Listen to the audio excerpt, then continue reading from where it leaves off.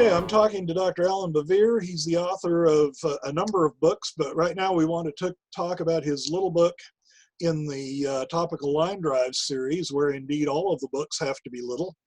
The title is Who is Jesus? And it's an important look at who we believe Jesus both was and is. Even though we choose who is, there's a was behind the is. So I'm going to start with that question, and I'm asking you a question intentionally that you may want to tinker with the question. But is your search for Jesus, if you call it that, aimed at looking for a historical person or a divine Messiah? Well, the historical Jesus was first century Jew who clearly acted in ways that the church has concluded are messianic, even though he did not fulfill the typical understandings of the Messiah in the first century. He nevertheless was an itinerant prophet and preacher who was hailed by followers as the one who God had promised to come.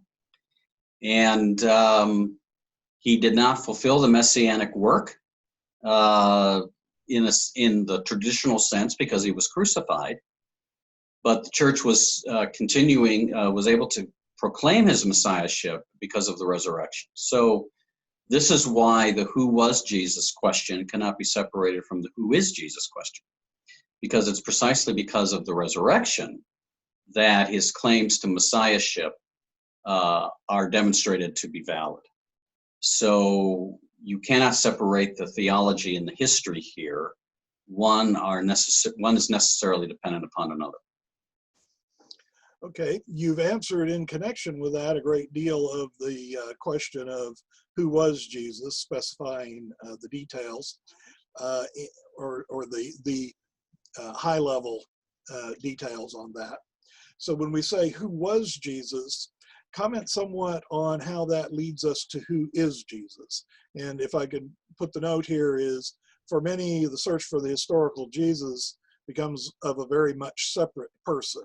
You have who was Jesus as a Palestinian Jew in the first century, and who is Jesus, the divine Messiah or the Savior or the object of worship. There's a somewhat of a disjunct between those two for many, and I believe not for you. Yeah, there is a disconnection, and this is where presumptions present an issue in the conversation, because I think the separation of those questions, who was Jesus from who is Jesus, betrays the idea that there's something called objective history. There's something called history qua history. That history, it's for your older listeners, it's the Sergeant Joe Friday question. Just give me the facts, ma'am. But the reality is, the happenings of history cannot be separated from its meaning. So in my book, I presume that the search for the historical Jesus is also the search for everything that makes Jesus significant and makes Jesus important. And I just don't know how you answer the question of the historical Jesus without appealing to what the church has said who this Jesus is, not only was in the first century, but is. And so people who want to make that strong separation, I think it's going to be a difficult conversation from the start unless we can agree on, from my perspective, the integration of theological reflection and historical reflection.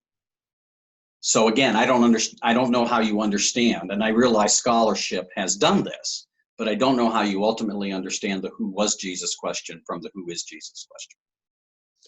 Okay, so in your book, you address these two questions as essentially part of the same question. In other words, there isn't a completely separate who is and who was. Yes, there's a weaving going on, and so for example, so one of the analogies that I like to use is that most everybody knows what a study Bible is and has used a study Bible. So the study Bible is you have the text, And then down below, you have the apparatus at the bottom of the page in which the scholars, whoever is commenting, clarifies the text, makes comments on the text. So think of the Gospels as study Bibles with the comments in the text itself.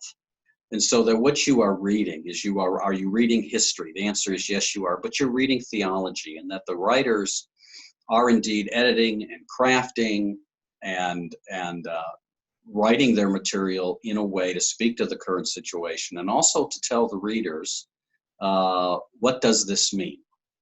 And so they're doing that right in the text. The issue for many historical scholars is they're trying to separate out the text from, if you will, the commentary. And I'm not saying that we shouldn't look at the text critically, not at all, because I do that.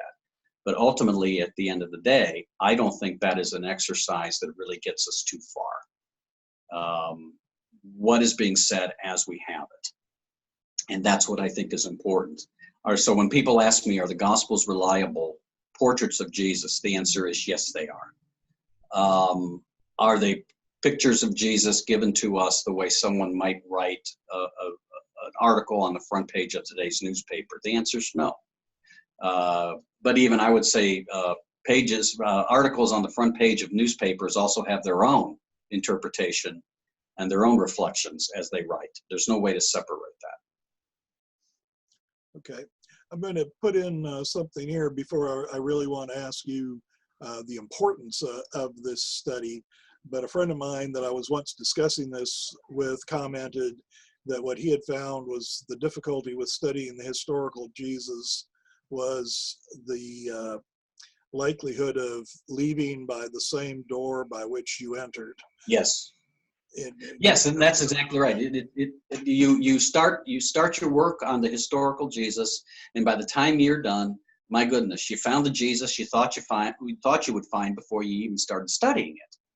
And this is this then raises the question of ultimately how valuable is some of this study? Again, I think there's a value to it, but ultimately, is this the primary way to look at these texts? Because not everybody, there's some exceptions, but a lot of people who engage in this historical Jesus quest find the Jesus they thought they would find in the first place. And by the way, I don't even think that's the reason why the Gospels were written, right? The Gospels are not written to tell us about the Jesus that we already think we know.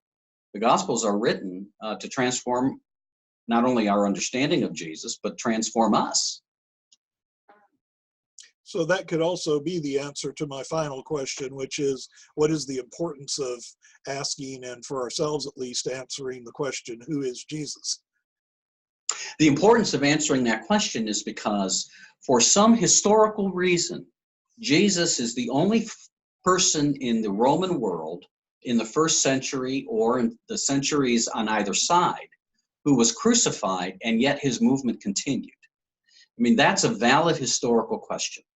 Every messianic movement in ancient Israel died with the death of its founder, except for one, and that is Christianity. And that's a historical question to ask. It's to ask, well, why is that? My answer is because the tomb was empty. And because the tomb is empty, that makes everything different. So theologically then, we read this. This is important, is because it's not only to know more about Jesus, it's to know Jesus. There's an aspect of transformation involved. We don't read these texts just as ancient documents, although they are, but we read them as documents that we believe tell us the story of God in the world and tell us about the climax of God's story in the world that comes in Jesus.